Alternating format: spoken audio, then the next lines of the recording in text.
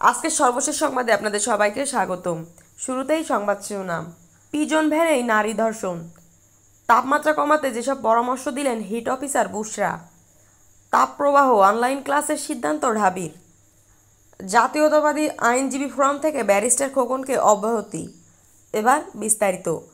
Prison ভ্যানেই নারী ধর্ষণ। পুলিশের প্রিজন ভ্যানে এক নারী কয়েদিকে ধর্ষণ করেছে দুই পুরুষ কয়েদি। চাঞ্চল্যকর এই ঘটনাটি ঘটেছে ভারতের হরিয়ানা রাজ্যের রোহতক জেলায়। এই ঘটনায় পুলিশের ভূমিকা নিয়ে প্রশ্ন উঠতে শুরু করেছে।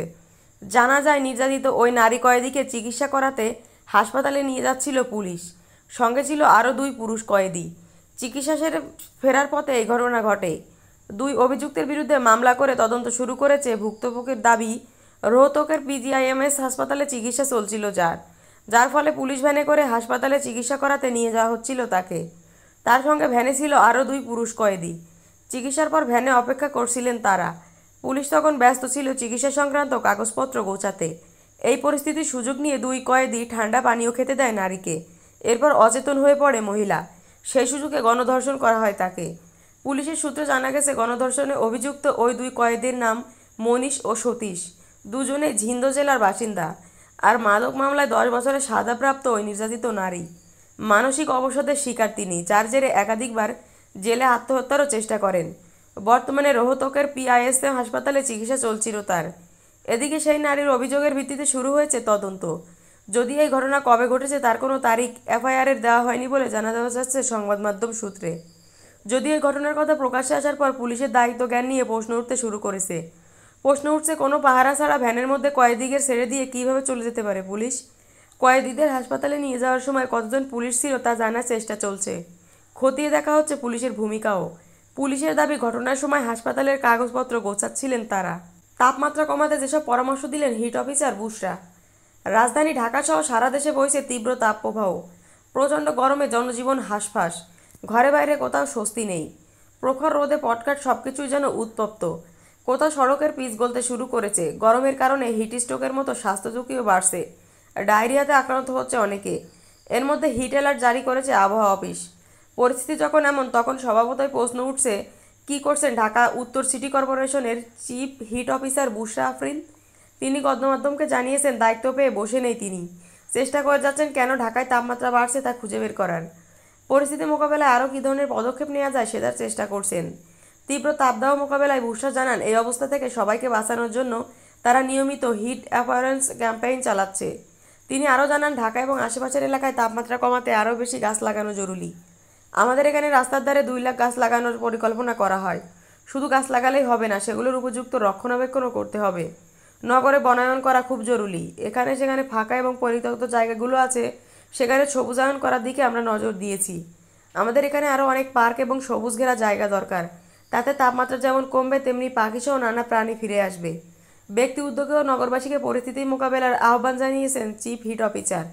বুশরা বলেন, তীব্র তাপদাহে আমরা নিজেরা যদি সচেতন থাকি, আমরা যদি বাসা থেকে বের হওয়ার আগে আমাদের ব্যাগে একটা পানির বোতল, টুপি, ফ্যান, ছাতার মতো জিনিসপত্র সঙ্গে রাখি, তাহলে অনেকটাই নিরাপত্তা পেতে পারি। তাপপ্রবাহ অনলাইন ক্লাসের সিদ্ধান্ত ঢাবির। চলমান তাপপ্রবাহের কারণে প্রাথমিক বিদ্যালয়ে ছুটি 1 সপ্তাহ বাড়ানো হয়েছে। অন্যান্য শিক্ষা প্রতিষ্ঠানের শিক্ষার্থীদের স্বাস্থ্যের কথা বিবেচনা নিয়ে উদ্যোগ হচ্ছে। তাপদাহে অনির্দিষ্টকালের জন্য অনলাইন ক্লাসের সিদ্ধান্ত নিয়েছে ঢাকা বিশ্ববিদ্যালয় কর্তৃপক্ষ। তবে বিশ্ববিদ্যালয়ের নিয়ম মেনে পরীক্ষাগুলো শিক্ষার্থীদের সশরীরে উপস্থিত থেকে দিতে হবে। বিশ্ববিদ্যালয়ের উপাচার্য অধ্যাপক সীতেশ চন্দ্র বাসার এসব তথ্য নিশ্চিত করে বলেন, উপাচার্যের সঙ্গে আলোচনার পর আমরা সিদ্ধান্ত নিয়েছি যে তীব্র তাপপ্রবাহের কারণে অনলাইন ক্লাস চলবে। এ সময় আবাসিক হল খোলা থাকবে। সারা দেশে চলমান তাপপ্রবাহের কারণে আজ রবিবার এই সিদ্ধান্ত নেওয়া হয়েছে বলে জানান তিনি। জাতীয়তাবাদী আইনজীবী ফোরাম থেকে ব্যারিস্টার খোকনকে অব্যাহতি। সুপ্রিম কোর্ট আইনজীবী সমিতির সভাপতির দায়িত্ব গ্রহণ করায় ব্যারিস্টার এম মাহবুব উদ্দিন খোকনকে অব্যাহতি দিয়েছে জাতীয়তাবাদী আইনজীবী ফোরাম। রোববার জাতীয়তাবাদী আইনজীবী ফোরাম থেকে অব্যাহতির তথ্য গণমাধ্যমকে জানানো হয়। গত 6-7 মাস 2 দিন সুপ্রিম কোর্ট আইনজীবী সমিতির 2024 থেকে 25 সালের ভোট গ্রহণ করা হয়। এরপর 9 মাস দিন রাত 1:30টায় নির্বাচন পরিচালনা কমিটির আহ্বায়ক বীর মুক্তিযোদ্ধা সিনিয়র আইনজীবী আবুল খায়ের নির্বাচনের ফল ঘোষণা করেন। নির্বাচনের সভাপতি পদে বিএনপি জামায়াত সমর্থিত ব্যারিস্টার এম মাহবুবউদ্দিন খোকন নির্বাচিত হন।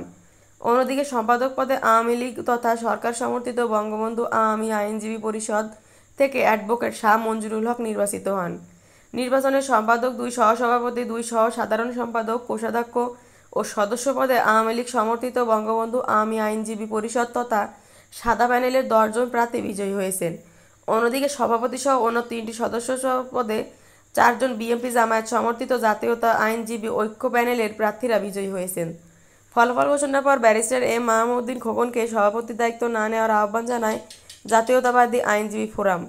গত 7 মার্চ ফোরামের কেন্দ্রীয় কমিটির সভাপতি, সিনিয়র আইনজীবী ও সাবেক অ্যাটর্নি জেনারেল এজে মোহাম্মদ আলী ও মহাসচিব ব্যারিস্টার কায়সাল কামাল সই করা চিঠিতে এই আহ্বান জানানো হয়। দলীয় ফোরামের সিদ্ধান্ত উপেক্ষা করে 4 এপ্রিল সুপ্রিম কোর্ট বার নির্বাচনে বিএনপি জামায়াতপন্থী জাতীয়তাবাদী আইনজীবী ফোরামের নীল প্যানেল থেকে সভাপতি পদে নির্বাচিত ব্যারিস্টার এম মাহমুদউদ্দিন খোকন দায়িত্ব গ্রহণ করেন। তবে এই প্যানেল থেকে জয়ী নির্বাচিত অন্য 3 সদস্য দায়িত্ব গ্রহণ করেননি। আপনি কোন জেলা থেকে আমাদের ব্রেকিং নিউজ দেখছেন কমেন্টে জানাবেন এবং সবার আগে সর্বশেষ আন্তর্জাতিক সংবাদ পেতে আমাদের চ্যানেলটি সাবস্ক্রাইব করে আমাদের সাথেই থাকুন। পরবর্তী ব্রেকিং নিউজের জন্য আমন্ত্রণ রইল। ধন্যবাদ।